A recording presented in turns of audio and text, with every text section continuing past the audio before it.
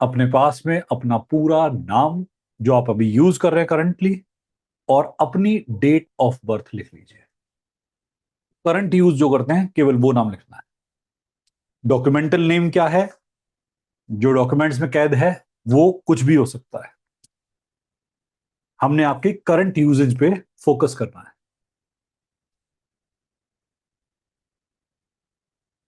न्यूमोलॉजी में हमारा जो करंट है, हमारा जो रीसेंट है, अभी है, हम उसे रीडिंग में लेके चलते हैं। आपका जो करंट नाम है, करंट डेट है, सारी रीडिंग उस पे होगी। यहां पर जो हम न्यूमरोलॉजी कोर्स के अंदर हम कंटेंट देने वाले हैं, जो डिस्कशन करने वाले हैं, वो है हमारे पास पाइथागोरन सिस्टम के हिसाब से। पाइथागोरन सिस्टम मैथमेटिक्स का वो सिस्टम है जिसमें कि 1 से लेके 9 तक के अंक सारे इंक्लूड किए जाते हैं। कैलेडियन सिस्टम भी है, कीरो सिस्टम भी है, काबालिक सिस्टम भी है, वो अलग है। वहां पर 9 अंक को नहीं लेते हैं। 9 को काफी सेक्रेड अंक मानते हैं, काफी एक आध्यात्मिक अंक मानते हैं, तो वहां पर 9 को इंक्लूड नहीं करते। बट जो सिस्टम मैं आपको पढ़ाऊंगा, इसमें मैं 0 को भी इंक्लूड करूंगा, और 0 से लेके 9 तक के हर अंक का डिटेलिंग आपको दिया जाएगा।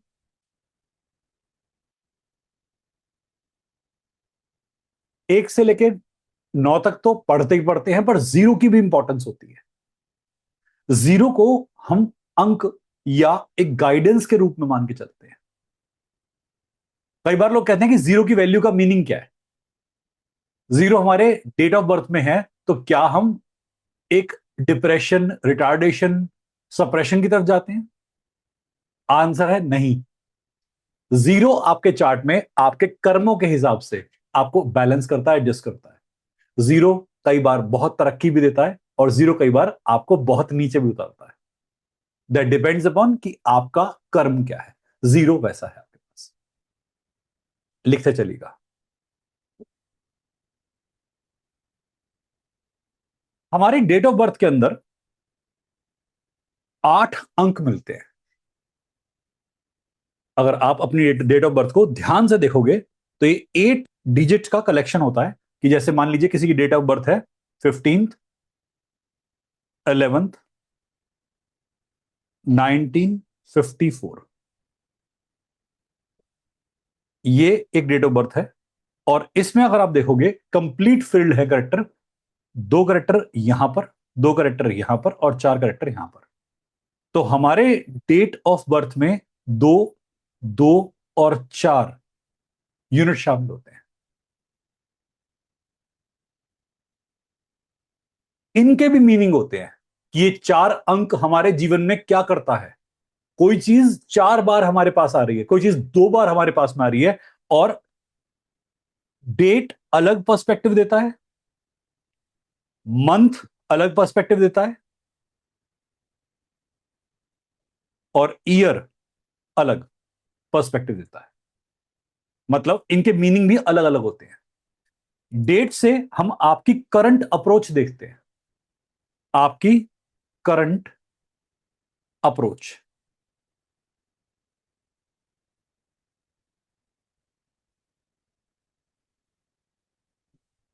मंथ आपके डेट को एक सपोर्टिव कैरेक्टर प्ले करता है। मंथ से पता लगता है कि डेट के अंदर कौन सा कैरेक्टर निकल के आ रहा है, कौन सी स्ट्रेंथ निकल के आती है। और ईयर आपकी छुपी हुई ब्लेसिंग होता है कि यूनिवर्स ने आपको कौन सी सेंचुरी और कौन से ईयर में भेजा। इनको अलग अलग पढ़ना होता है।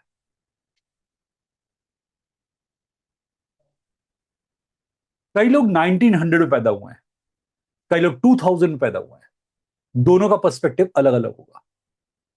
हम यहां पर सेंचुरी को आपके ईयर से अलग करके देखेंगे। इस सिलेबस के अंदर मैं आपको हमेशा आपकी सेंचुरी को अलग करना सिखाऊंगा, और ईयर को अलग, और वहां से करेक्टर निकलता है कि आपका बेसिक बिहेवियर क्या है। डेट ऑफ बर्थ से मिलता क्या है? डेट ऑफ बर्थ से क्या समझ में आता है? डेट ऑफ बर्थ को हम 2 तरीके से यूज करके देखेंगे। एक तो हमारे पास जैसे यहां पर हम लिखा 15, 11, 1954। अगर हम इसका टोटल करें, यहां से 6 आता है, यहां से 2 आता है, यहां से 1 आएगा आपके पास। 10 बन के 10 से 1 आएगा आपके पास। तो अगर हम फिर ऐड करें 6 + 2 + 1, तो वहां से आपके पास में फिर से 9 नंबर क्रिएट होकर आएगा। एक तो ये हुआ टोटल, और एक हुए इंडिविजुअल नंबर्स। इन दोनों पे काम करना होता है। अगर आप कहीं से न्यूमरोलॉजी पढ़ रहे हैं या खुद भी प्रयास कर रहे हैं न्यूमरोलॉजी करने का, यह बात ध्यान रखिएगा कि हर एक अंक आप पर प्रभाव डालता है। और यह कंसेप्ट कहने में अच्छी लगती है, बट ये रियल नहीं है कि कौन सा अंक बहुत ज्यादा प्रभाव डालता है। डालते सारे हैं। आपकी डे टू डे लाइफ पर आपका डेट प्रभाव डालता है।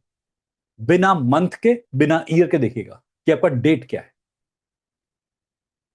जैसे फॉर एग्जांपल हमारे पास यहां पर कुछ डेट अवेलेबल है। 14th, 21st, 17th। तो ये आपकी फ्रीक्वेंसी हुई कि आज आप अपनी लाइफ को किस फ्रीक्वेंसी से जी रहे हो। मान लीजिए आपके पास जो अंक है वो है, ये है 17th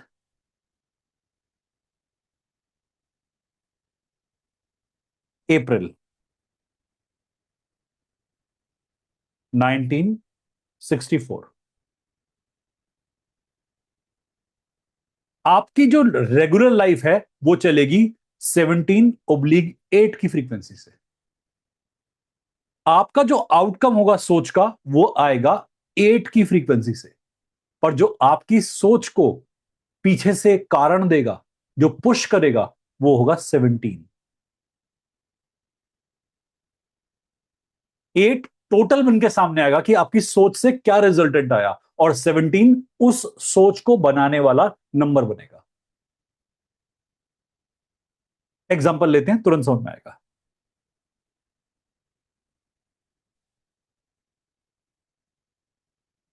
1, 2, 3, 4, 5, 6, 7, 8, 9। इन नंबर्स को समझने के लिए एक बार नंबर्स के साथ में जुड़े हुए प्लेनेटरी कॉम्बिनेशन को भी ऑब्जर्व करते हैं।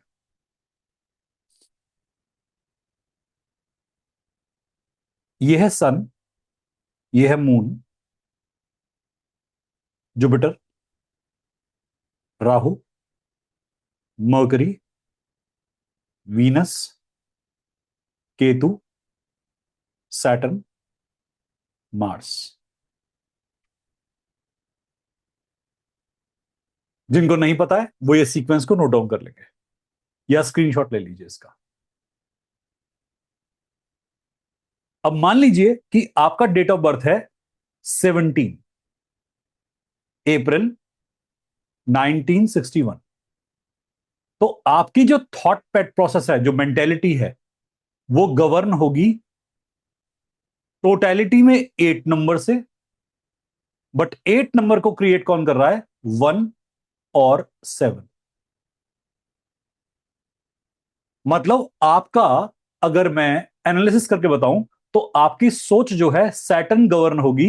बट वो सैटर्न को बना कौन रहा है? सन और केतु।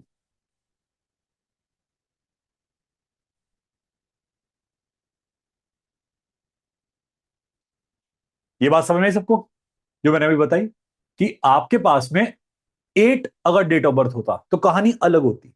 आपका डेट ऑफ बर्थ है 17, और 17 से जो 8 बनेगा, तो वो प्योर 8 करेक्टर नहीं है। वो 8 वाला पर्सनैलिटी नहीं है।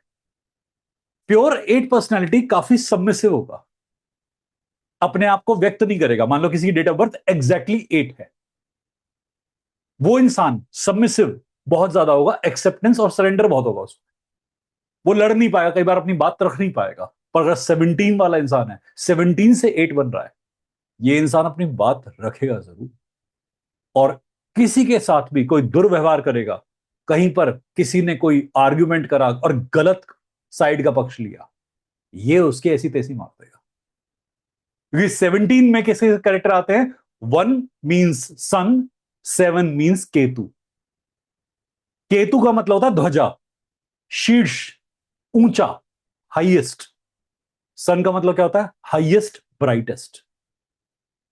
ये वो सैटर्न है जो न्यायप्रिय होगा, ये न्याय में कमी नहीं छोड़ेगा, और ये अपने न्याय के लिए किसी भी हद तक कार्मिक क्लियरेंस कर देगा या कार्मिक भिड़ांत कर देगा, भिड़ जाएगा।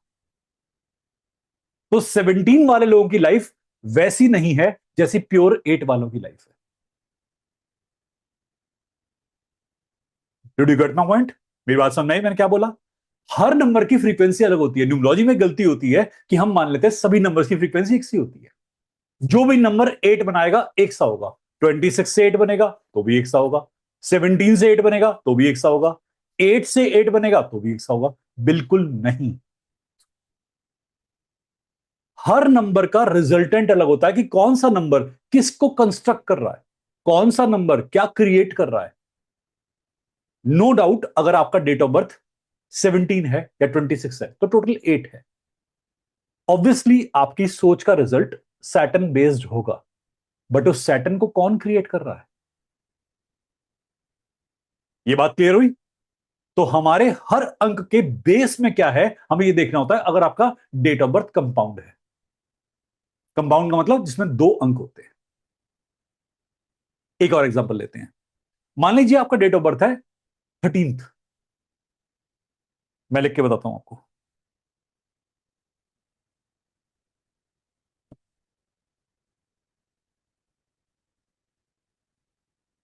आपका डेट ऑफ बर्थ है 4th, 13th और 22। टोटल तीनों के अंदर नंबर 4 आ रहा है, और नंबर 4 का मतलब है राहु। पर ये राहु प्योर राहु है।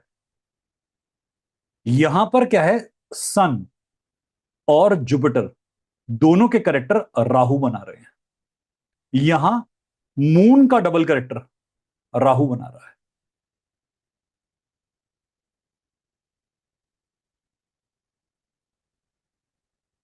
ये बात समझ में आई आपको? अब जो इंसान मेरे पास आएगा इलाज कराने, ट्रीटमेंट कराने, अपने बिजनेस के लिए, मैंने कोई पार्टनर साथ में जोड़ना है, शादी करनी है किसी की। अब मान लो उसका डेट ऑफ बर्थ है 22। मैंने बताया कि डेट से लेते मेंटेलिटी, साइकी, सोच, आज की सोच, डे टू डे लाइफ की सोच, ये डेट से लेते हैं, साइकी कहते हैं, साइकी, सोच। अब इंसान 22 वाला ज्यादा बैलेंस होगा या 13 वाला? 13 वाला फॉर श्योर। क्योंकि सन और जुपिटर प्रचंड प्लेनेट है, ह्यूज प्लेनेट है। ये राहु कैसा है? ये राहु प्रचंड एनर्जी से क्रिएट हुआ है। पर एक बात सुनना ध्यान से, सन और जुपिटर दोनों मिलने के बाद राहु बना रहे हैं। डिवाइन प्लेनेट मिलके डिमोनिक प्लेनेट बना रहे हैं। सूर्य राजा, बृहस्पति गुरु, ईगो हाई। राहु में क्या मिलेगा वो आपको? 13 नंबर में huge ego, I, me, my self, मैं झुकूंगा नहीं, पुष्पा कॉम्प्लेक्स, झुकेगा नहीं साला, पूरा कॉम्प्लेक्स मिलेगा। क्योंकि आप निर्णायक बनोगे, आप बहुत जल्दी डिसीजन ले लोगे और किसी के सामने अपना माथा टेकोगे नहीं। अब क्या 13 वाले जितने भी लोग मिलेंगे लाइफ में वो ऐसे ही होंगे क्या? नहीं, कभी भी नहीं। आओ एग्जाम्पल पे देखते हैं। मान लो किसी का नंबर 13, मंथ 4, ईयर 1961। किसी का नंबर 13, 11, 1986। किसी का नंबर 13, 02, 2000। किसी का नंबर 13, 04।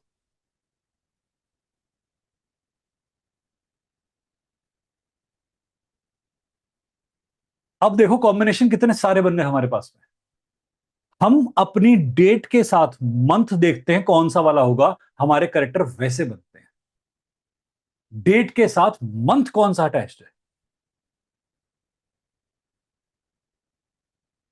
बेशक आपका 13 राहु क्रिएट कर रहा है, पर उस राहु के साथ में मंथ कौन सा है?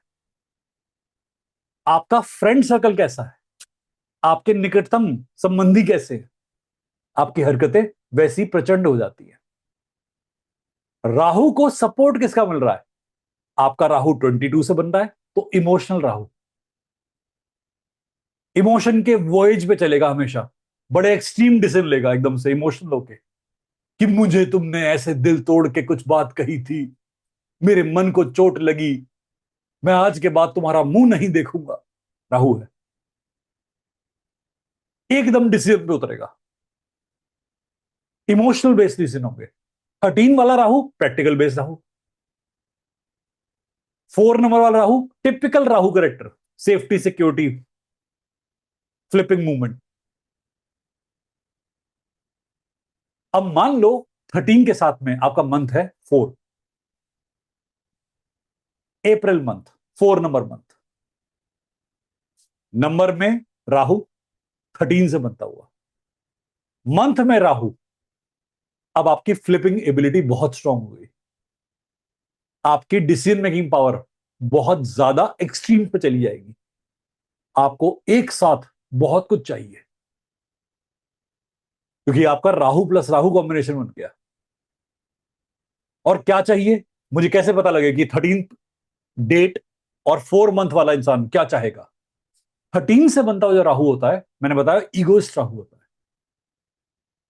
बहुत कुछ चाहिए इसे, राजा को बहुत कुछ चाहिए, मंत्री को बहुत कुछ चाहिए। राजा का दिमाग बहुत तेज चलता है, मंत्री का दिमाग बहुत तेज चलता है, पर राजा को भी काम की बातें पसंद आती है, मंत्री को भी काम की बातें पसंद आती है, वेस्ट थॉट नहीं। दिमाग तेज 22 नंबर का भी चलेगा, बट इमोशनल साइड पे। मून कैरेक्टर में फ्लिप्स होते हैं, फ्लिप्स। मून के दो शेड होते हैं, डार्क शेड, लाइट शेड। अब ऐसा इंसान जिसका 22 नंबर है, पल में तोला पल में माशा, सुबह कुछ और शाम को कुछ और, नो डाउट ये मास्टर नंबर भी है, पढ़ाएंगे आपको मास्टर नंबर क्या होते हैं। तो इसके साथ में ध्यान और ज्ञान भी अटैच्ड है, अध्यात्म के लिए बड़ा अच्छा नंबर होता है 22, गहरे उतरने के लिए। बट कब? जब ये किसी चीज के नशे में होते हैं, या तो ज्ञान के नशे में हो, या प्रेम के नशे में हो, या किसी ने मोराल बूस्ट कर दिया 22 नंबर वालों का, बहुत गहरे ध्यान में जाते हैं, क्योंकि Rahu is a number of intoxication, moon is a number of intoxication. Moon के साथ में जुड़ने से, मून के बार बार रिपीट होने से नशा क्रिएट होता है,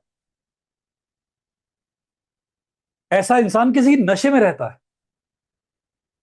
इसे और शब्दों में बोलूं तो हेल्यूसिनेटिंग या डे ड्रीमिंग कहते हैं इसे, दिवा स्वप्न। आप में से बहुत सारे लोग दिन में सपने देखते हो, आंखें खोल के, मन में एक ड्रीम चल रहा होता, सामने वाले इंसान को देख के, हाय हमारी लाइफ में ये होता तो क्या होता, वो होता तो क्या, मन में चल रहा है, और राहु बन गया, मंथ में राहु वाला आ गया, ड्रीमिंग और बढ़ गई। किचन में काम कर रहे हैं, आलू कुकर में डालने थे, गोभी घिसनी थी, आलू घिस दिए, कुकर में गोभी डाल दी, और बाद में याद है मैंने किया क्या, घिसने के बाद, ड्यूरिंग द एक्ट नहीं, एक्ट के बाद पता लगता है हो क्या गया। अब राहु है, गलती मानेगा नहीं, कि आज हम खाएंगे घिसे हुए आलू के पराठे। घिसे हुए आलू के पराठे कौन खाता बे? आज हम घिसे हुए आलू को उबालेंगे, जस्टिफाइंग द मिस्टेक, कि हो गया जो भी हो गया, मेरे हाथ से हुआ है, गलती नहीं है, हम क्या करें, हो गया तो हो गया, नहीं मानेगा। तो जब आपके पास में राहु इफेक्ट मैक्सिमम होता है, तो आपको किसी भी चीज के लिए कोई झुका नहीं सकता। आप गलत बात के लिए अड़ जाते हो, केतु सही बात के लिए अड़ता है, राहु कहीं भी कुछ भी गलती होगी मानेगा नहीं, लड़ पड़ेगा, दिमाग खराब कर देगा, मैं नहीं मानता। अब सेम काम लेते हैं नंबर 2 मंथ में, 13 डेट ऑफ बर्थ हो, फरवरी में पैदा हुआ हो। अब राहु तो है, सपोर्टिव नंबर क्या है? मून। 13 को सपोर्ट कौन कर रहा है? एक बहुत ही सॉफ्ट प्लेनेट, फ्लिपिंग प्लेनेट। अपनी खुद की बात कह के खुद की बात पे डाउट करेगा, दूसरों का अप्रूवल लेने भागेगा कि मेरी बात को कोई सपोर्ट तो करे, प्लीज सपोर्ट कर दो, एक्नॉलेज तो करो मेरी बात को। आपने देखा है ना, कई लोगों को एक्नॉलेजमेंट चाहिए होता है लाइफ में, बहुत बार एप्रिसिएशन चाहिए होता है कि मुझे किसी ने तारीफ करी नहीं, हमसे तो कोई प्यार ही नहीं करता। सुना है ये डायलॉग? सुना है घर में? हमारी कोई वैल्यू ही नहीं करता। अरे तुम्हारी वैल्यू पहले तुम करोगे, दूसरे के एप्रिसिएशन पे तुम कैसे बैठे हुए हो? पर ये इंपैक्ट होता है। नंबर्स की क्वालिटी उनके मंथ के साथ में देखी जाती है। तो जब भी कोई हम नंबर ऑब्जर्व करेंगे, आप ध्यान से लिख लीजिए इस चीज को, when you are observing a number, combine that quality with the month. Number के साथ में आप मंथ देखेंगे, डेट को मंथ से यूनाइट करके आप रीडिंग करते हैं, कोई भी करते हैं। और मैक्सिमम न्यूमरोलॉजी जो लोग पढ़ते हैं वो यही गलती करते हैं कि आपके पास मंथ को तो इग्नोर करके चलते हैं, सारी प्रिडिक्शन या तो कंबाइन करके कि सारे नंबर को जोड़ दो, जिसे हम कहते हैं destiny number, date, month, year तीनों को जोड़ दो, टोटल प्रिडिक्शन इससे करते हैं। या डेट से करते हैं। ये भगवान ने जो मंथ और ईयर बनाया है, ये कद्दू खाने के लिए बनाया है? इसका कोई पर्पस तो होगा, इसका कोई सपोर्ट तो होगा। ईयर जो होता है मंथ को सपोर्ट करता है, डेट है आपकी सोच, ईयर मंथ है उस सोच का सपोर्ट सिस्टम, और ईयर को कहते हैं हम लक, आपका लक, आपकी एनर्जी की डायरेक्शन। एग्जाम्पल लेते हैं, तुरंत समझ में आ जाएगा। आप में से बहुत सारे यहां पर 19th सेंचुरी में पैदा हुए हो, 1900 में मतलब पैदा हुए हो। 19th सेंचुरी का कह दूंगा तो कुछ और मीनिंग आ जाएगा, पर 1900 पैदा हुए ऐसा कह देता हूं। कुछ 2000 वाले भी बैठे हो मेरे पास, मिलेनियम वाले, वो भी सुन रहे हैं यहां पर बैठे हुए। अब दोनों की एनर्जी में फर्क होगा। 1900 वाले एनर्जी सिस्टम में और 2000 वाले एनर्जी सिस्टम में जमीन आसमान का फर्क है। आपका ऑरा कैसे होने वाला है, आपकी एनर्जी, आपकी ब्लेसिंग्स कैसे होने वाली हैं, ये हम बहुत बार ईयर से लेते हैं। लिख लीजिए प्लीज। 2000 वाले बच्चे कुछ ना कुछ लेवल पर इमोशनल बहुत ज्यादा है, और फ्लिप सिस्टम आपको बहुत देखने को मिलेगा इनके अंदर, बहुत ज्यादा चेंज आएगा इनमें। किसी एक बात पर बहुत दिनों तक ठहर नहीं पाते, ठहराना पड़ता है उन्हें। और हमारी जनरेशन जो थी, ठुकी पिटी हुई जनरेशन है। सन भी था और मार्स भी था। हमारे पेरेंट्स कहते नहीं थे, बस वार्निंग देते थे कि ऐसा होगा और नहीं तो कुछ बुरा होगा। आज वालों को वार्निंग देखे देखो, I want to commit suicide, I will jump from the window.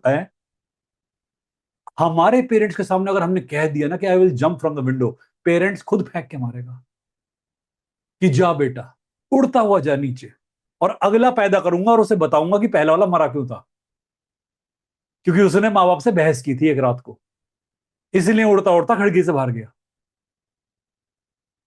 हमारे वाले ये नहीं सुनते थे कि कितना कूटा, अगर रोए तो और पड़ेगा।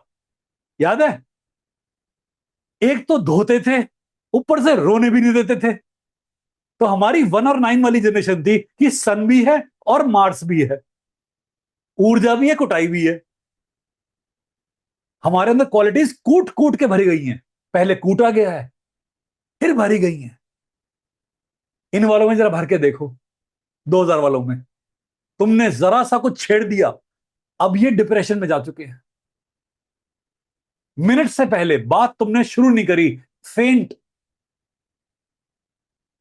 I need a psychiatrist. मैं कहा तुमने पता है साइकेट्रिस्ट की स्पेलिंग क्या होती है? साइकेट्रिस्ट का मुंह कैसा होता है तुमने देखा कभी जीवन में? काउंसलर चाहिए, पैदा होते ही काउंसलर चाहिए। ये माँ बाप के खेत में मतलब स्केयरक्रो बनाने के लिए खड़े करके हमने। काउंसलर, साइकेट्रिस्ट, फ्रेंड्स, प्यारी प्यारी बातें, और ऊपर से अगर ये विदेश चले गए, सपोज कनाडा, अमेरिका, ओए होए होए होए होए, मैं कहता हूं आत्माएं खुश रहती पेरेंट्स की। अब वहां पर मैरिजुआना भी अवेलेबल है और 911 भी अवेलेबल है। तुम अपने बच्चे पर छींक भी नहीं सकते, तुमने असॉल्ट करा है। तो ऐसे पेरेंट वेट करते हैं इंडियन बॉर्डर में एंटर करने का प्लेन का, कि जैसे ही Indira Gandhi international airport touch करा, या छत्रपति शिवाजी टर्मिनल टच करा, बस वहीं से शुरुआत हो जाती है कि अब बोल बेटा। अब किसी का बाप तुझे मेरे हाथ से नहीं बता सकता। अब कर 911 डायल और बुला अपनी मौसी को, अब बुला अपने मामा को। वहीं से कूदते आते हैं। Millennium plus pampering, drastic results. Millennium plus discipline, beautiful results. ये नोट कर लो, कॉम्बिनेशन है इस चीज का। अगर मून से ईयर स्टार्ट हो रहा है, जैसे अभी हमारे पास ईयर चल रहा है 2026,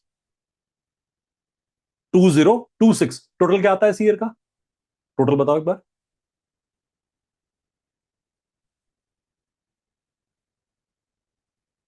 10। नया बेटा, तुम इंजीनियरिंग फील्ड में हो, आईटी फील्ड में हो, आए मैं बच्चा।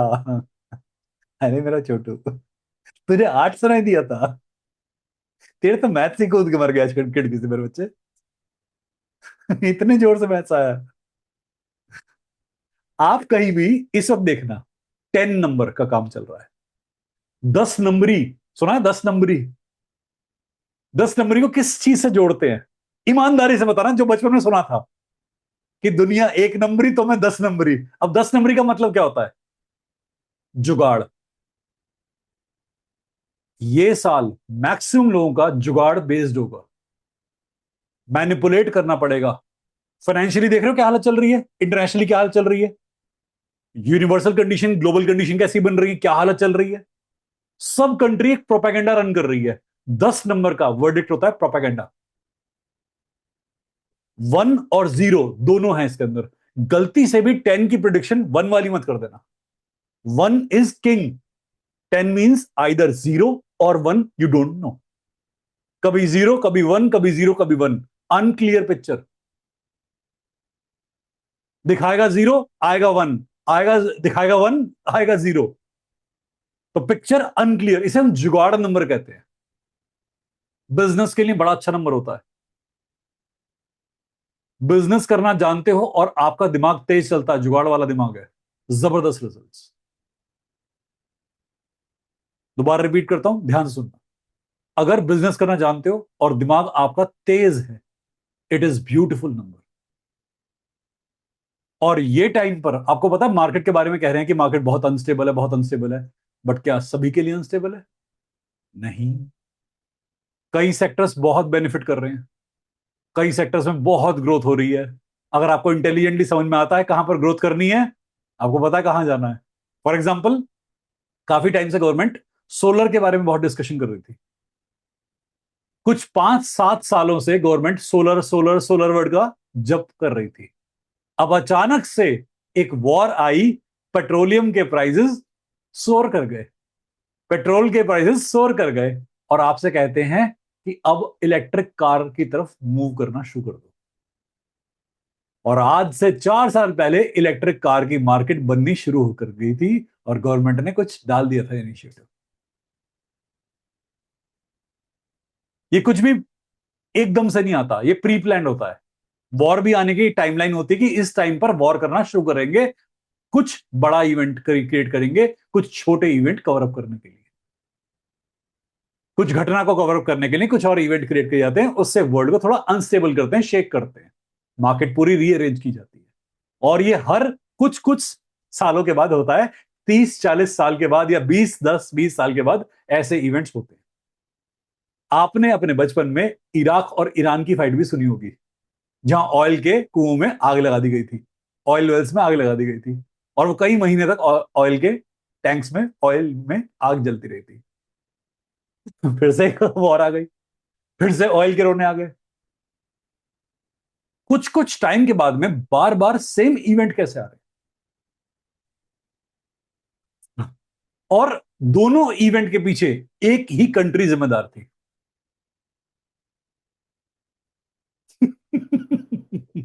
ऐसे कैसे हो रहा है कि ये इवेंट दोबारा से रिकरेंट लग रहा है और एक ही कंट्री बार बार एक ही माला जप रही है? और इस बार तो उनका मेथड काम भी नहीं कर रहा, क्योंकि इस बार प्रोपेगेंडा शिफ्ट हो गया। पहले वर्ल्ड में खाली एक ही पावर थी उस टाइम पे, अब वर्ल्ड में पावर नहीं नहीं आ गई। तो 10 नंबर का ईयर जो होता है वो पावर शिफ्ट का नंबर भी होता है। 1 मींस सन, 0 मींस पावर कम या शिफ्ट, 0 मींस शिफ्ट।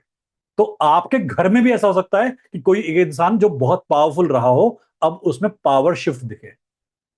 आप पावरफुल नहीं थे, अचानक से पावरफुल हो गए। आपकी कोई स्ट्रेंथ थी, अब वो स्ट्रेंथ ना रहे, आपकी स्ट्रेंथ कुछ और बन जाए।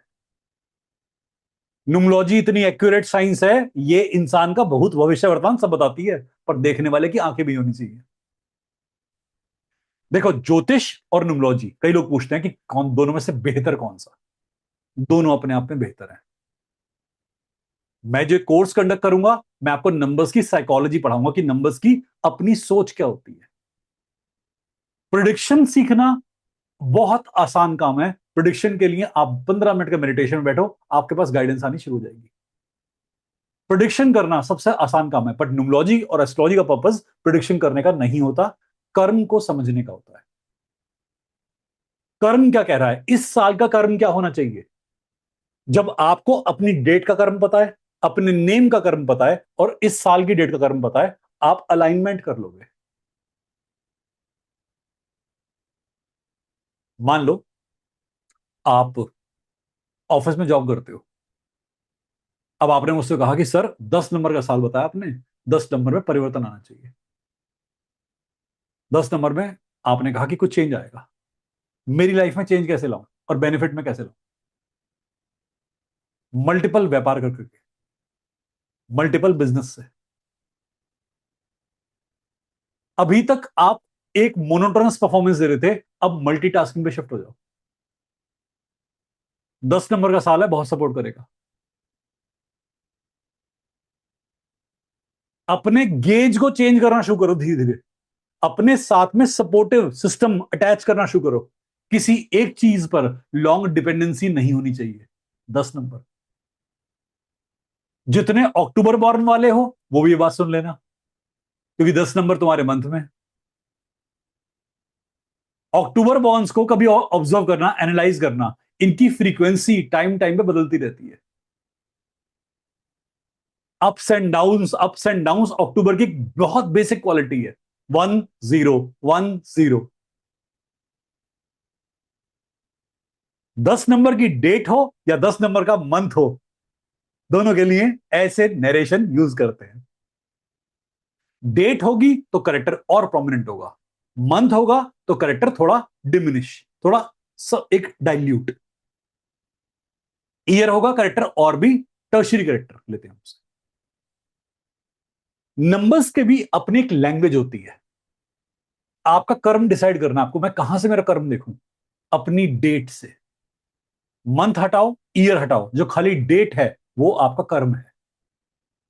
मान लो उसमें 2 अंक हैं, तो दोनों को जोड़कर जो फाइनल आए, टोटल आए, वो आपका बेसिक कर्म है। जैसे अभी मैंने एग्जांपल लिया 17 का। मान लो मैं 17 का एग्जांपल लेता हूं। 17 किस किस से बन सकता है? 17 को बनाने की क्या क्या प्रक्रिया है? कई नंबर से बन सकता है, बहुत नंबर ऐसे बन सकता है। बट हमारे पास में अगर टोटल किसी का 17 लिखा डेट ऑफ बर्थ, तो इसका आउटकम कैसे लेंगे? 1+7 = 8। टोटल आया 8। अब 8 टोटल 26 से भी आ सकता है, 8 टोटल 8 से भी आ सकता है।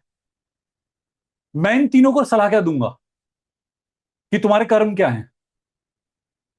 8 में हमेशा याद रखना, कार्मिक क्लियरेंस सर झुका के करना।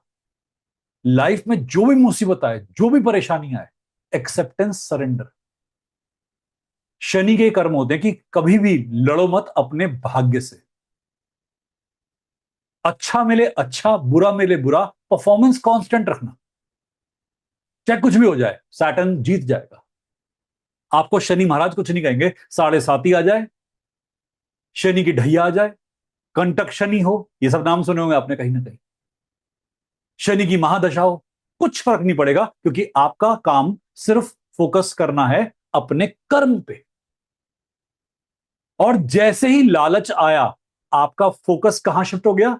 रिजल्टेंट पे, फायदे पे। शनि के टाइम पीरियड पे अगर आप फायदा नुकसान सोच रहे हो, शनि वो प्लेनेट नहीं है। बात समझ में आई? अभी एक चीज और देखते हैं।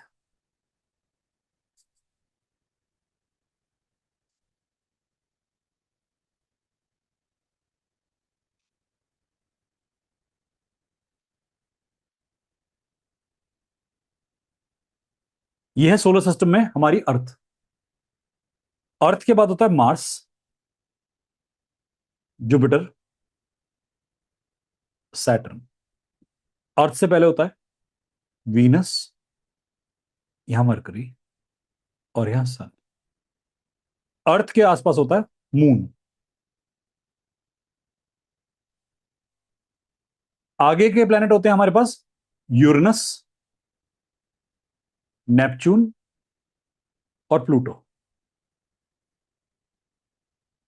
पर क्योंकि इनकी रिवोल्यूशन की टाइम पीरियड बहुत बड़ा होता है, इसलिए इनको हम एस्ट्रोलॉजी में या न्यूमरोलॉजी में डायरेक्टली यूज नहीं करते। मैं बताऊंगा इनका यूज कैसे करते हैं, पर डायरेक्टली इनका नरेशन नहीं आता। ये आपका सोलर सिस्टम है, इसको बना लो, इसे याद करना है।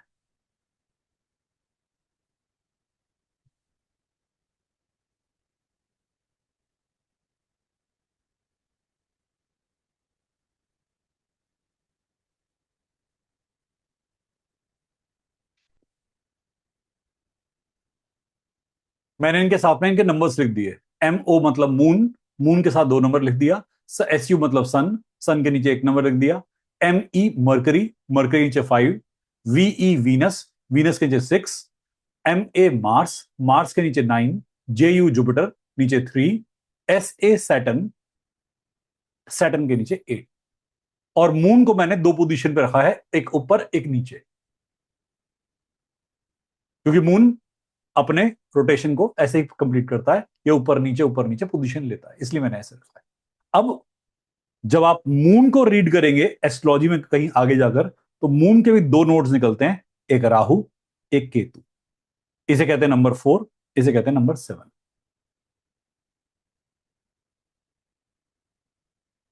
तो मून के भी 2 एक्सेस निकलते हैं, एक नॉर्थ, एक साउथ। तो नॉर्थ एक्सेस जो होता है वो राहु। वैसे इसका कोई फिक्स पॉइंट नहीं होता। नॉर्थ नोड को राहु कह देते हैं, साउथ नोड को केतु को देते हैं, कई जगह फ्लिप में भी लिखा हुआ है। साउथ नोड को राहु बोला गया, नॉर्थ नोड को केतु बोला गया, ये भी लिखा हुआ है। तो आपको कई जगह पे कुछ और भी चीजें मिलेंगी। पर मून के साथ जुड़े हुए 2 फैक्टर होते हैं, राहु और केतु, ये समझ लीजिएगा। इतनी बात पल्ले पड़ी। ये है बेसिक न्यूमरोलॉजी का फोटो, कि आपके नंबर्स की फ्रीक्वेंसी होती है। अब हमने 7 नंबर की फ्रीक्वेंसी को मून ही क्यों दिया, या केतु क्यों दिया, या मंगल क्यों दिया? इसके भी कारण होते हैं कि इस प्लैनेट को ये नंबर क्यों नहीं दिया। जब हम नंबर पढ़ेंगे तो वहां आपको मैं ग्राफोलॉजी बताऊंगा। एक साइंस होती है ग्राफोलॉजी, स्ट्रक्चर ऑफ नंबर्स। हम अब बात करेंगे कि किसी नंबर की फ्रीक्वेंसी और प्लैनेट की फ्रीक्वेंसी क्या है। यूरेनस, नेपच्यून, प्लूटो, इन्हें कैसे इंक्लूड करते हैं आगे बढ़ने पर मैथमेटिक्स कराते हुए बताऊंगा आपको कि यूरेनस, नेपच्यून, प्लूटो को कैसे यूज करते हैं।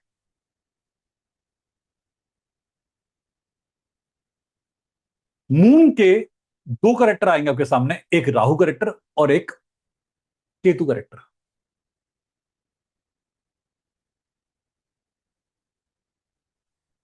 अब आपने अगर ध्यान से देखा हो इस फोटो को, तो अर्थ से पहले और अर्थ के बाद प्लैनेट देखना कितने हैं? तीन तीन। ये है हमारे सोलर सिस्टम के हिसाब से एक्सप्लेनेशन। एस्ट्रोलॉजी और न्यूमरोलॉजी की भी एक एक्सप्लेनेशन होती है जो आगे चल के मैं आपको दूंगा, बताऊंगा कि हमारा एस्ट्रोलॉजी फैक्टर कैसे हमें यूनिवर्स दिखाता है। ये जो थ्योरी है ये है सोलर सिस्टम के हिसाब से। इस थ्योरी को लिख लो, इसे कहते हैं हेलियोसेंट्रिक थ्योरी। हेलियोसेंट्रिक मतलब sun is in the centre, sun centre में है, तो इसे कहते हैं हीलियोसेंट्रिक। और जो हम एस्ट्रोलॉजी और न्यूमरोलॉजी पढ़ते हैं वो पढ़ते हैं जियोसेंट्रिक, कि earth is in the centre. Earth पे खड़े होकर देख रहे हैं ना हम सब कुछ, तो आपका ऑब्जर्वेशन पॉइंट कहां पर है? अर्थ पे। तो जितनी भी एस्ट्रोलॉजी की कैलकुलेशन है, न्यूमरोलॉजी कैलकुलेशन है, वो अर्थ के हिसाब से करते हैं। कैलकुलेशन में हमारी अर्थ थोड़ी आती है। कहीं आपने सुना है अर्थ के लिए कोई नंबर होता है ही नहीं, क्योंकि आप अर्थ पे खड़े हो। मान लो आप जुपिटर पे होते तो जुपिटर के हिसाब से कैलकुलेशन करते हैं, सैटर्न पे होते तो सैटर्न के हिसाब से। आप जिस प्लेनेट पे हो आपका सेंटर वहां से है। ये लिख लीजिए कि आपकी न्यूमरोलॉजी और एस्ट्रोलॉजी का सेंटर वहां से होता है जिस प्लेनेट पे आप खड़े होते हो, और उसको हम ऑब्जर्वेशन पॉइंट की तरह से लेते हैं, वहां से कैलकुलेशन करते हैं।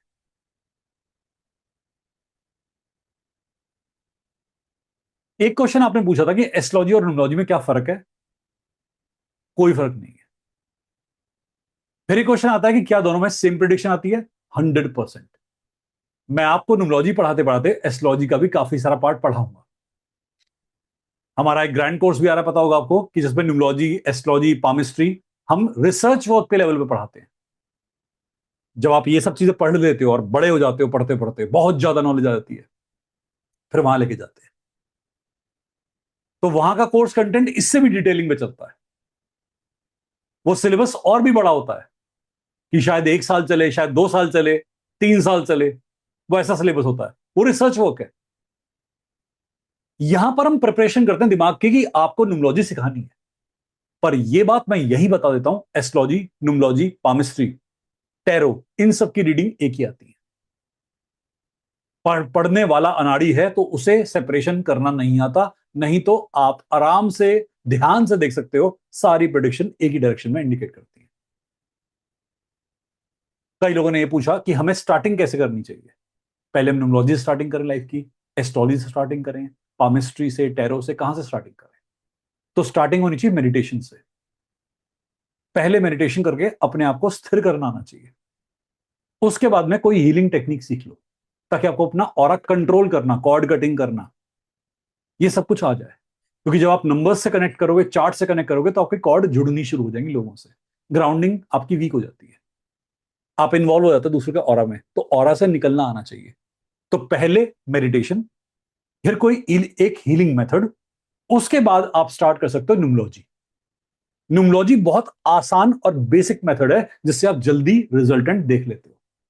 आसान और बेसिक कह रहा हूं क्योंकि पढ़ाता हूं इसलिए। जब पढ़ने लगोगे ना तो इसमें बहुत करेक्टर आते हैं। पर ये कंपैरेटिवली एस्ट्रोलॉजी के काफी आसान है, ये उतना कॉम्प्लेक्स नहीं है। अब कई लोग अपने करियर की शुरुआत टैरो रीडिंग से कर देते हैं। अब टैरो रीडिंग क्या होता है? वो ऑरा स्कैनिंग पे बेसिक चीज है। आप आजकल टैरो रीडर्स की हालत देख रहे हो ना कैसी चल रही है। कोई भी महिला अगर कपड़े पहन के और वो डैंगलिंग्स वगैरह लटका के, झुमके उमके पहन के, क्रिस्टल पहन के निकल जाए, तो सीधा क्वेश्चन पूछना, टैरो रीडर हो क्या? ये औकात चल रही है।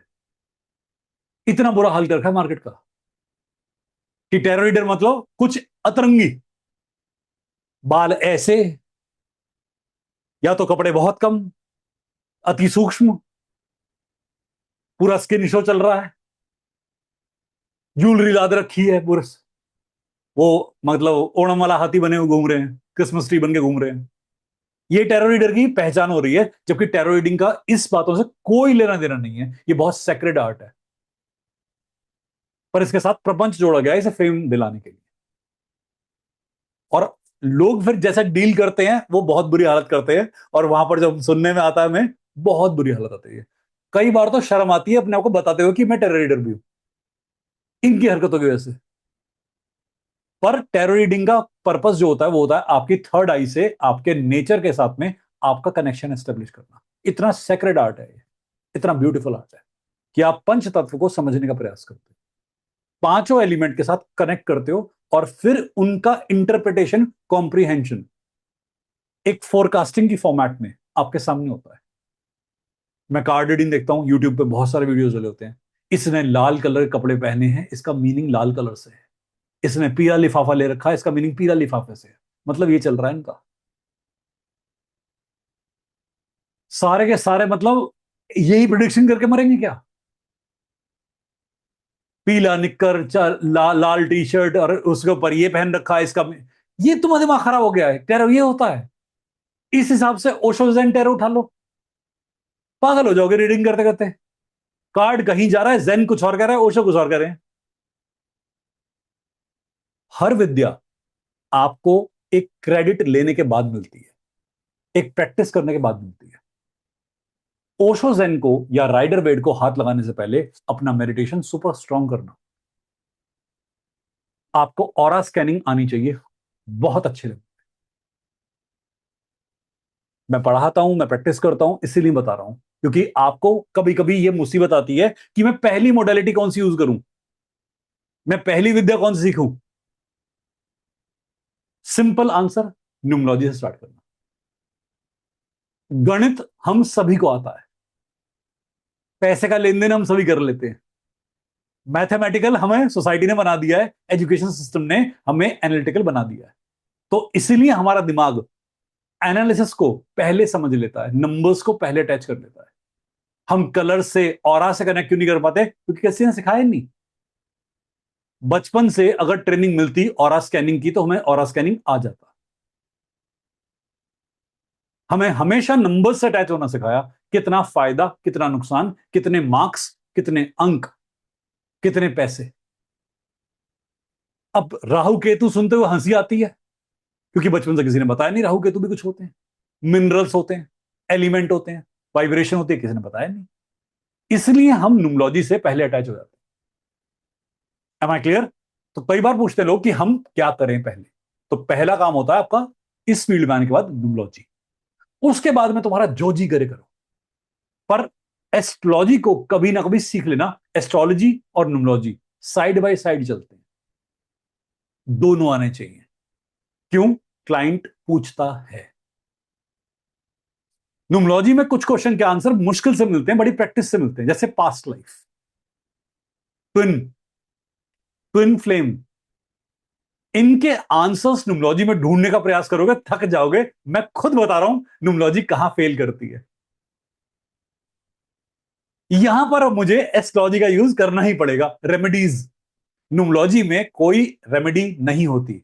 अगर आप किसी वेस्टर्न फिलोसफर से न्यूमरोलॉजी पढ़ोगे वो कभी रेमेडीज नहीं पढ़ाएगा, वो लॉशु ग्रिड नहीं पढ़ाएगा आपको, वो दशा अंतर दशा नहीं पढ़ाएगा आपको, वो प्लेनेटरी कंडीशन पढ़ा के आपको भेज देगा। हमारे कोर्स में सब चीजें मिलती हैं आपको क्योंकि हमने अपने इंडियन मार्केट के हिसाब से कोर्स डिजाइन करा है। दशा, अंतरदशा, प्रत्यंतर दशा, सूक्ष्म दशा, प्राण दशा, हृदय दशा,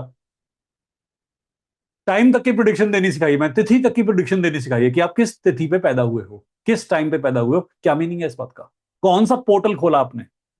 आप जब पैदा होते हो तो टाइम का एक पोर्टल ओपन होता है, टाइम का एक एनर्जी सेंटर ओपन करते हो आप। आपने कौन सा एनर्जी सेंटर ओपन करा? टाइम का कौन सा सेंटर आपके पास है? तो ये आपके टाइम से सिखाते हैं। न्यूमरोलॉजी में यूजुअली वो टाइम इंक्लूड नहीं करते। आपने देखा होगा ना न्यूमरोलॉजिस्ट को खाली डेट ऑफ बर्थ लेते हैं, टाइम बर्थ लेते नहीं, प्लेस ऑफ बर्थ लेते नहीं। इसका भी एक लॉजिक होता है। इन वैल्यूज भी, इन वैल्यूज का भी काम होता है, इन पे हम काम करते हैं। तो ये सब बातें चलेंगी। न्यूमरोलॉजी अगर कहीं आप वेस्टर्न में जाओगे तो ये मोबाइल न्यूमरोलॉजी आपके पास नहीं आता, रिलेशनशिप न्यूमरोलॉजी आपके पास नहीं आता। बट ये क्योंकि इंडियन मार्केट में चलता है काफी, इसलिए मैंने भी कोर्स में डाला हुआ है। तो मोबाइल का भी उसमें एक मेथड मिलेगा, उसमें अपने ये रिश्ते कैसे संभालें, नाम कैसे सुधारें, अपनी कंपनी का नाम कौन सी फ्रीक्वेंसी पे करें, ये सब कहानियां आती है। नेम चेंज न्यूमरोलॉजी अलग साइंस है, वो मैं अलग से वर्कशॉप ला रहा हूं, वहां बताऊंगा कि नेम चेंज कैसे करना होता है। उसकी पूरी एक अलग साइंस है। किस इंसान का ऑरा कैसा होता है, कौन से अक्षर की वैल्यू कैसे जाती है, वहां पूरा का पूरा सिस्टम अलग पढ़ाते हैं। तो वहां मैं आपको कैलेडियन सिस्टम भी पढ़ाऊंगा और पाइथागोरियन भी पढ़ाऊंगा। नेम चेंज न्यूमोलॉजी पूरा एंटायर सिस्टम अलग है।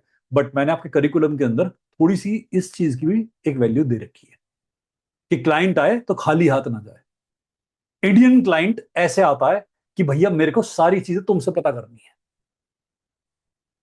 आज सुबह क्लाइंट आई अपना चार्ट लेके, कहती मेरी बेटी के बारे में क्वेश्चन है। मैं कहा मैम आपने तो अपना चार्ट दिया था। कहती मैंने उसकी भी डिटेल्स दी थी आपको। तो इंडियन क्लाइंट कोशिश करता है एक्सटॉर्शन की। ये होता है बहुत बार, इसके लिए तैयार रहना।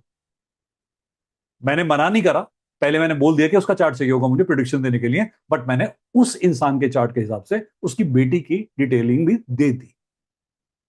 क्वेश्चन है, आंसर करने में क्या जा रहा है? कर दिया, बोल दिया कि ये वैल्यू एब्स्ट्रैक्ट है, ये एग्जैक्ट नहीं है, मुझे चार्ट चाहिए होगा, एक्सप्लेनेशन तब मिलेगा। तो क्लाइंट आपसे कुछ भी पूछ सकता है, बी प्रिपेयर्ड फॉर दैट। वो न्यूमोलॉजी के अंदर आपसे वास्तु के क्वेश्चन पूछ लेगा। ये मुसीबत आती है। ये मानते हैं कि हमें मेडिसिन भी आती है, हमें भूत प्रेत पकड़ने भी आते हैं, हम रात को तांत्रिक बन के भी रोड पे निकलते हैं, अमावस्या के दिन हमारे दांत और पूंछ निकल आती है। मेरे बारे में तो बहुत चीजें फेमस है कि ये आदमी कुछ है। मैं भी बढ़ा देता हूं, मैं कहा हाँ, हर तीसरी अमावस्या में मेरे दांत निकल आते हैं बाहर को, हैं ऐसे करके बैठता हूं मैं। बड़ा तो क्या जा रहा है, कहानी है। आज भी मैं हीलिंग करता हूं, अच्छी खासी कैंसर हीलिंग करता हूं। मुझे कहते हैं तांत्रिक है। मैं कहा हाँ, काला जादू मार मार के कैंसर मारा है मैंने। मैं तुम्हें कहा जा रहा है, कैंसर मरना चाहिए ना काले जादू से मर, या पीले जादू से, या फूशिया पिंक से, टर्कॉइज ब्लू जादू से। ऐसी सी बातें हैं हमारे बारे में। लॉजिक किसी को नहीं पता, वाइब्रेशन थ्योरी नहीं पता, बट एक मन घड़ंत साइंस सीख ली। अब सुनो न्यूमोलॉजी की रियलिटी। न्यूमोलॉजी का जो जन्म हुआ है ना, अंकों का जो जन्म हुआ है, वो कुछ वैल्यूज से हुआ है। या तो बिंदु, पॉइंट। यूनिवर्स का जो बर्थ हुआ है वो पॉइंट से हुआ है, जिसे हम जीरो भी कह देते हैं। पॉइंट और जीरो की वैल्यू एक ही होती है, देखने वाले का पर्सपेक्टिव है। बताऊंगा, सिखाऊंगा पूरा ये। पॉइंट और जीरो की वैल्यू पढ़ाऊंगा कि जीरो क्या होता है, पॉइंट क्या होता है, इसका मीनिंग क्या होता है। मान लो आप अपने सिग्नेचर के बाद में पॉइंट लगा देते हैं, तो उसका मीनिंग क्या होता है। सिग्नेचर के बाद में कुछ लोग जीरो भी लगाते हैं, आजकल आ रहा है रेमेडी। कहानियां हैं, ग्राफोलॉजी थोड़ी सी पढ़ाऊंगा आपको। एस्ट्रोलॉजी और ग्राफोलॉजी पढ़ानी पड़ती है क्योंकि न्यूमरोलॉजी के साथ में जुड़ी हुई है।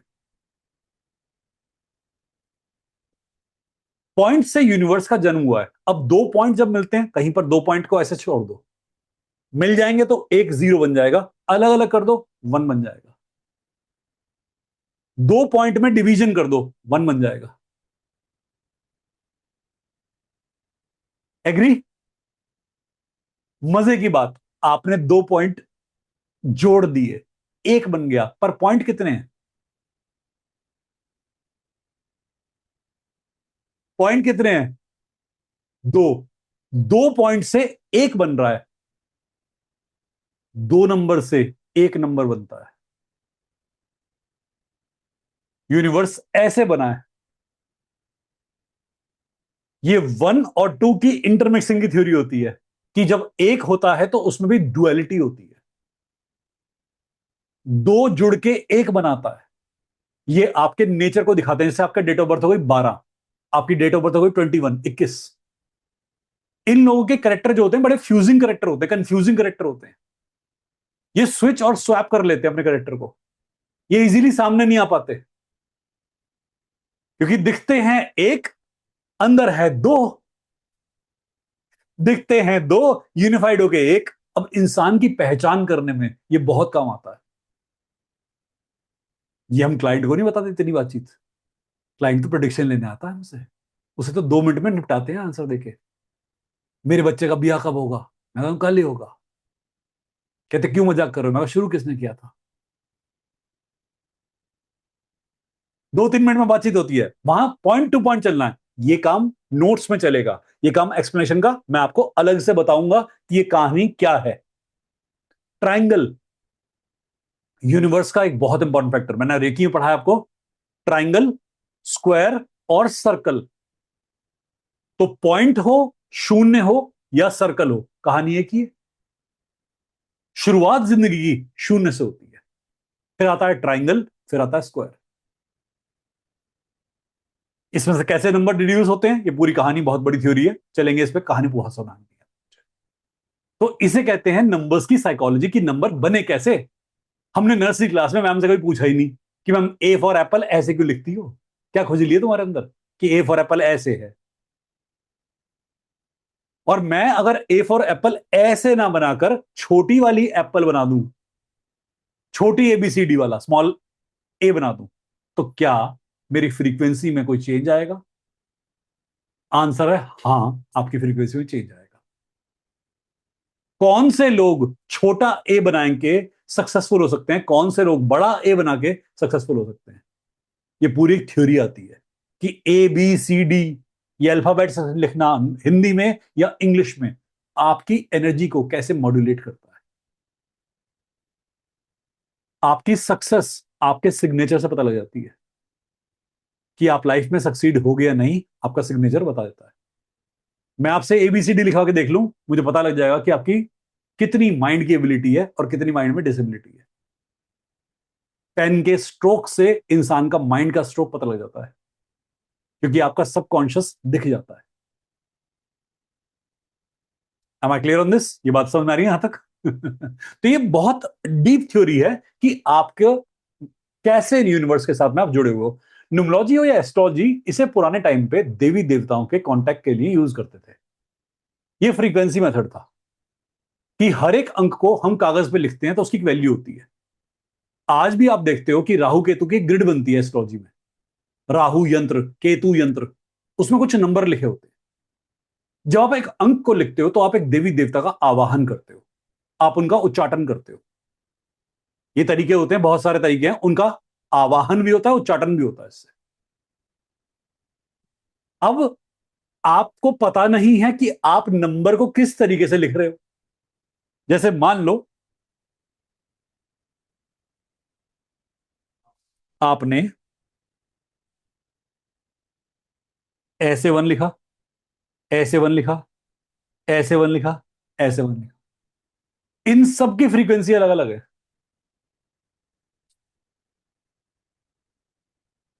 इन सब की कंडीशनिंग अलग अलग है, आपके ब्रेन के लेवल अलग अलग आते हैं इन सब की बातचीत को करते करते।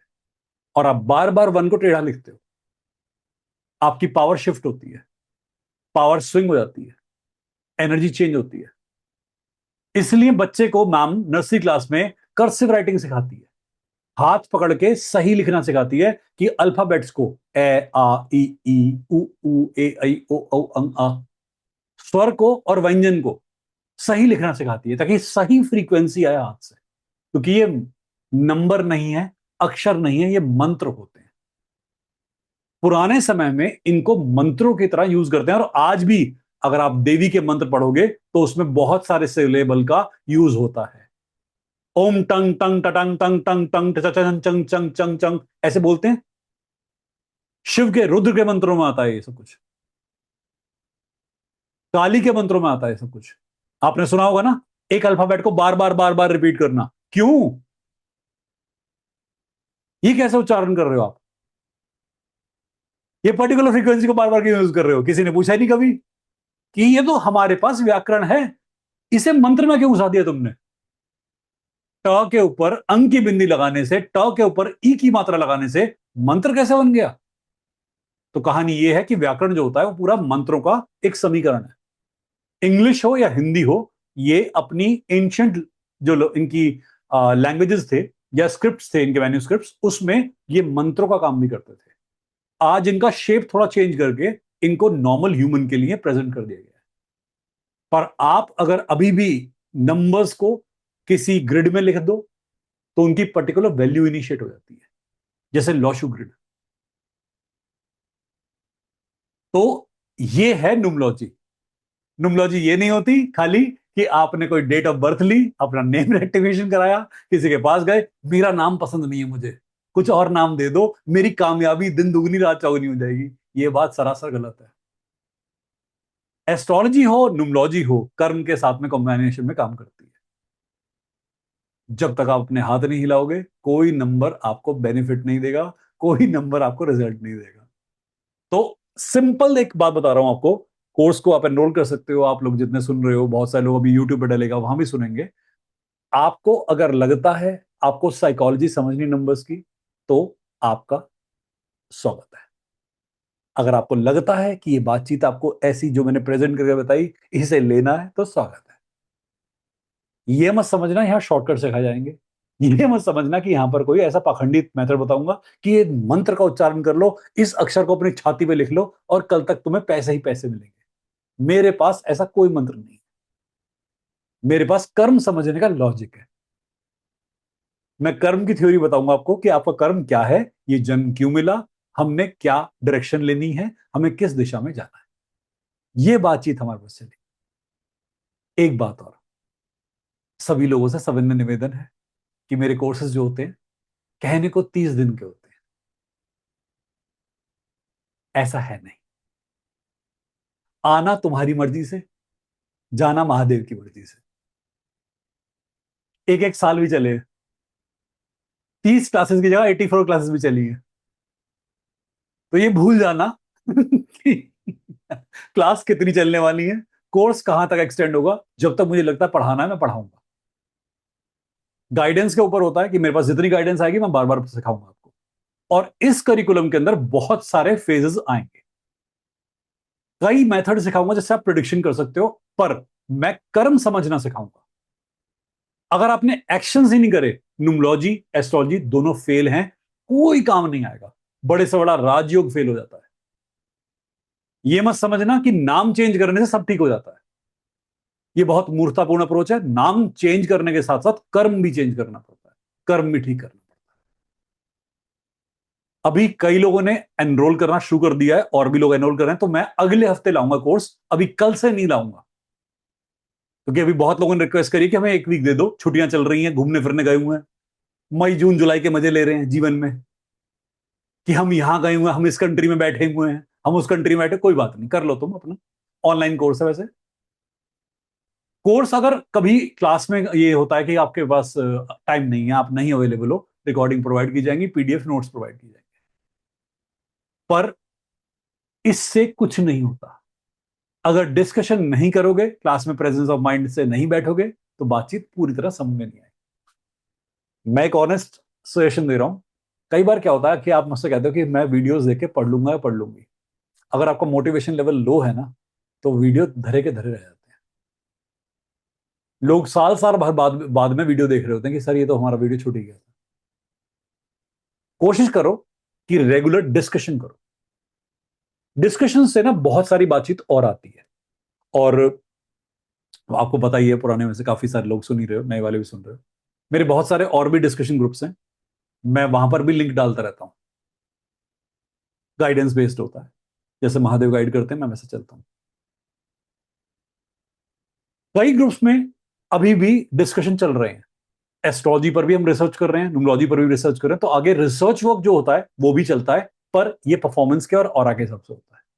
कि आप अगर प्रिडिक्शन ले रहे आ रहे हो, बार बार अपनी अपने ही क्वेश्चन डाल रहे हो, तो ये डिस्कशन नहीं है, ये एक अलग कहानी। अगर आप डिस्कशन के लिए कुछ काम करते हो, तो मैं आपको उन ग्रुप्स में ऐड करूंगा जहां पर हम बहुत सारा काम करते हैं, रिसर्च वर्क करते हैं। और इस बार भी रिसर्च के 3-4 टॉपिक आपके कोर्स के अंदर मैंने डाले हैं, जिनको मैं अभी नहीं बताऊंगा, कोर्स के अंदर सिखाऊंगा आपको। जिनमें से एक है आपके पास कि जैसे लॉशुग्रिड डेट से बनती है, तो ऐसे लॉशुग्रिड नेम से भी बनती है। तो कुछ ऐसा कंटेंट इस वाले सिलेबस के अंदर आएगा। रिसर्च करते रहते हैं, कुछ ना कुछ पंगा आता रहता है सामने, हम उसे करिकुलम में डालते रहते हैं।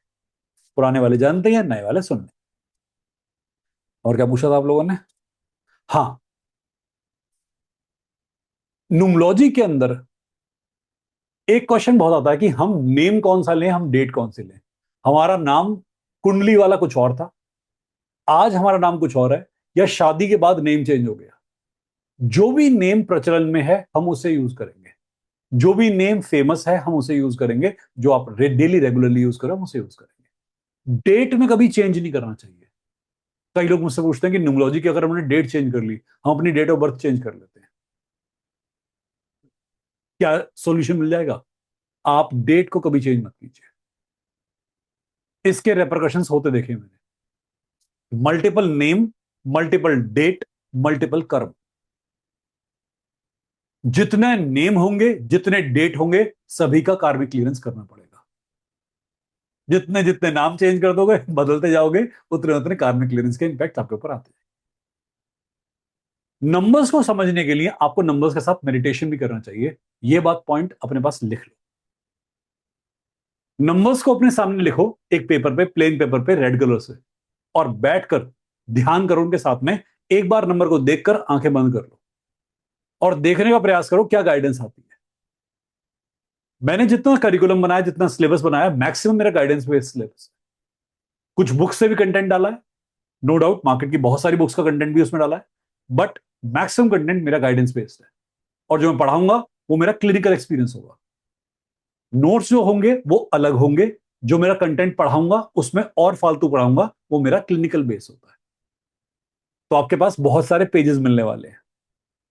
आज ही मैंने एडवांस न्यूमरोलॉजी के नोट्स भेजे हैं, किसी ग्रुप में डलवाए हैं। 550 पेज के तो एडवांस के नोट्स हैं, 300-400 पेजेस के बेसिक के नोट्स हैं। तो कुल मिला के 800-900 पेजेस के नोट्स हैं, जिनमें मार्केट की मैक्सिमम कंटेंट कवर है। तो आप जब ये सब बातें पढ़ते हो, रेगुलरली सुनते हो, तो आपको बहुत सारी चीजें मिलेंगी जो आपको अपने क्लाइंट को बताने का काम आएगा। मेडिटेशन रेगुलर करना है, गाइडेंस के लिए मेडिटेशन रेगुलर करना है। मेडिटेशन अगर हो सके तो 2 टाइम करना है, अर्ली मॉर्निंग और लेट नाइट, सोने से पहले। रात को शांति के लिए ब्रीदिंग करते करते लेट जाना, आराम से लेटकर व्हाइट लाइट को पैरों से एंट्री करते करते करते सिर तक लेके आना। ये बेस्ट मेडिटेशन है रात का, इसे कहते हैं योग निद्रा। मॉर्निंग का मेडिटेशन बैठ के होता है, नाइट का मेडिटेशन लेट के कर लेना, बहुत मस्त नींद आएगी। ये जरूर करना। इसके बाद में जो न्यूमरोलॉजी का आप सदुपयोग करोगे, आपको उसका अंदाजा नहीं है। बिना मेडिटेशन के ना तो एस्ट्रोलॉजी काम करती, ना न्यूमरोलॉजी काम करती। नंबर्स की साइकोलॉजी पढ़ेंगे, नंबर्स की टेंडेंसी पढ़ेंगे। 1 से लेके मैं आपको 100 तक नंबर्स के नेचर पढ़ाऊंगा। डेट्स तो पहले बताऊंगा 31 तक कैसे होता है। इस बार 100 तक नरेशन भी देना मुझे, कि नंबर की टेंडेंसी कैसे होती है, नंबर बिहेव कैसे करते हैं, क्यों कोई नंबर बार बार आने पे अपना रूप चेंज कर लेता है, करेक्टर चेंज कर लेता है, क्या इंपैक्ट आता है बार बार नंबर रिपीट होने के। जैसे आपको दिखाई देते हैं एंजल नंबर्स, तो एंजल नंबर का एक डिस्कशन भी है कि 111 का मतलब क्या होता है, 111 आता है तो क्या मीनिंग होता है, नंबर रिपीट करता है तो क्या मतलब है उसका, नंबर क्या बात करना चाह रहा है। ध्यान देना। मेरे ख्याल से मैंने सारा का सारा एक बार आपको अंदाजा दे दिया है कि क्या आने वाला है। किस तरीके से पढ़ाऊंगा ये भी समझ में आ गया होगा। अगले हफ्ते से कार्यक्रम स्टार्ट होने वाला है। जिसको भी साथ में जर्नी जोड़नी है, काम करना है, कर सकते हो। कुछ लोगों ने क्वेश्चन पूछा था कि यहां पर जो आप कोर्स लेके आ रहे हो न्यूमरोलॉजी वाला, और जो अपने कॉम्बिनेशन कोर्स में ला रहे हो, एस्ट्रोलॉजी, न्यूमरोलॉजी और पामिस्ट्री में, उनमें दोनों में क्या फर्क है। वो एक बहुत डिटेल्ड वर्जन है, वहां पर बहुत ज्यादा एक्स्ट्रा पढ़ेंगे, और ये करने के बाद में वो करने में ज्यादा अच्छा इंपैक्ट आएगा। कई लोगों ने कहा वो बैक टू बैक आ रहे हैं, क्या दोनों ज्वाइन कर सकते हैं? कर सकते हो, दोनों पढ़ाने में नहीं है। वो पीएचडी कोर्स है, वो पढ़ाते पढ़ाते बेसिक्स भी सिखाऊंगा, बट वहां पर डिटेलिंग ज्यादा होगी। रेगुलर कोर्स में मैं उतनी डिटेलिंग नहीं दे पाता। तो वो कोर्स उन लोगों के लिए जो रिसर्च वर्क करना चाहते हैं। स्टार्टिंग वहां भी बेसिक्स से होगी, स्टार्टिंग वहां भी ग्राउंड लेवल से होगी। तो जिन्होंने मेरे को कहा था कि मैं दोनों करने हैं, तो उनके लिए बता रहा हूं, दोनों कर सकते हो। एस्ट्रोलॉजी वाला भी सेपरेट भी आएगा, एस्ट्रोलॉजी वाला वहां भी आएगा। आपको अगर करना है तो कर सकते हो, दोनों मैंने पढ़ाने हैं, मुझे पता है किस तरीके से पढ़ाना है।